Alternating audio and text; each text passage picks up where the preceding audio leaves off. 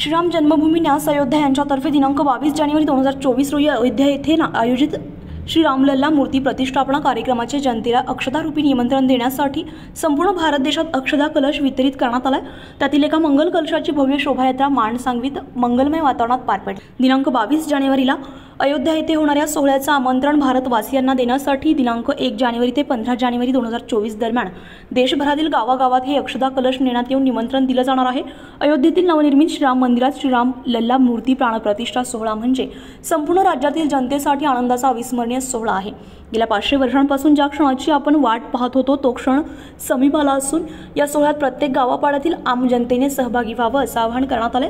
त्यासाठी घराघरात अक्षता देऊन सोहळ्याचं निमंत्रण दिलं जाणार आहे। माडसांगवी गावातून मंगल अक्षता कलशाची भव्य शोभायात्रा गुरुवारी काढण्यात आली आहे। टाळ मृदुंग तसेच ढोल ताशांच्या गजरात लेझिम पथकाच्या साथीनं पालखी गावातून काढण्यात आली आहे। कलशाच्या ठिकठिकाणी महिलांनी औक्षण पूजन करून स्वागत केले।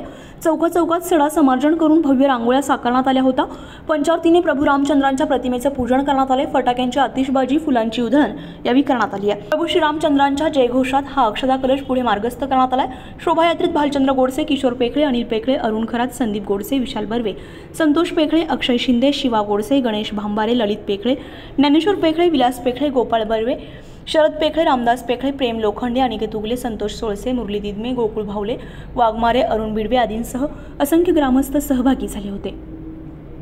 अयोध्या यांच्यातर्फे या न्यासातर्फे पूर्ण देशभरात जे मंगल अक्षता कलश वितरित करण्यात आलेले आहे, एक निमंत्रण म्हणून मंगल अक्षतांचं वाटप दिनांक 1 जानेवारी 2024 ते 15 जानेवारी 2024 या दरम्यान होणार आहे। 22 जानेवारी 2024 रोजी प्रभू रामचंद्र रामलल्लाचं प्राणप्रतिष्ठा गर्भगृहामध्ये होणार आहे आणि हा सर्व समाजासाठी, सर्व देशासाठी, आपल्या राष्ट्रासाठी हा एक अभिमानास्पद आणि आनंदमय आणि मंगलमय आणि चैतन्यमय क्षण आहे। सर्व समाजाने यामध्ये सहभागी होऊन आज या मंगल कलशाची यात्रा, मंगल कलशाचं शोभायात्रा लेझिम, ताशा आणि टाळ मृदुंगांच्या मंगलमय स्वरामध्ये माडसांगी गावामध्ये काढली। त्याबद्दल सर्व माडसांगी ग्रामस्थांचे खूप खूप आभार।